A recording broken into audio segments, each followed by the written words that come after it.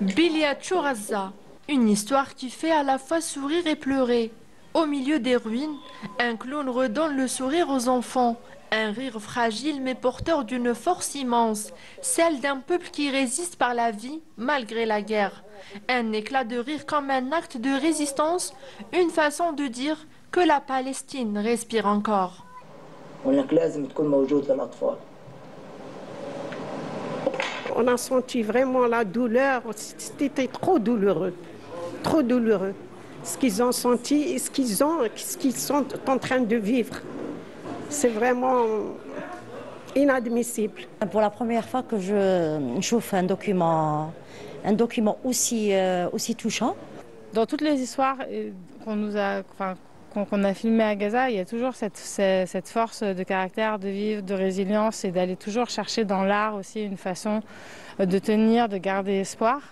Et Alouche, à travers le personnage du clown aussi, et qui va travailler avec les enfants, c'est forcément, c'est très particulier. Un des objectifs et des buts avec Rachid depuis que ce projet est lancé, c'est justement de pouvoir garder la trace, de conserver la mémoire, le souvenir et de le porter à l'extérieur. Je pense qu'il est très important que ces films tournés à Gaza pendant la guerre soient diffusés à l'extérieur, surtout en Algérie, comme un retour symbolique au festival du film arabe.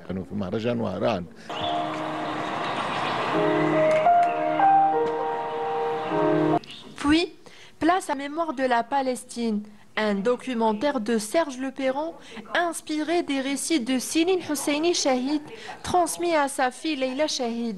À travers ce témoignage intime, la mémoire palestinienne s'exprime entre passé et présent, douleur et dignité.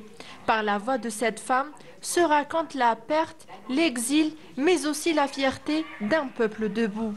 Il y a des familles qui ont perdu leurs enfants. Dans cette traversée, ils ne sont jamais retrouvés.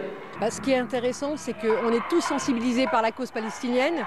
Et comme ils n'ont pas de visibilité, je trouve que c'est très important qu'ils puissent être représentés dans un festival, tout simplement.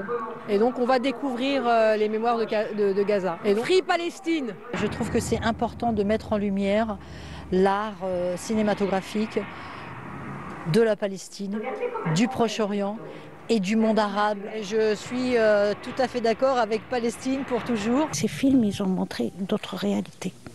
Donc il y a eu d'abord les projections concernant ce qui se passe à Gaza durant les bombardements, donc durant cette guerre, qui ont montré des aspects auxquels on n'avait pas pensé.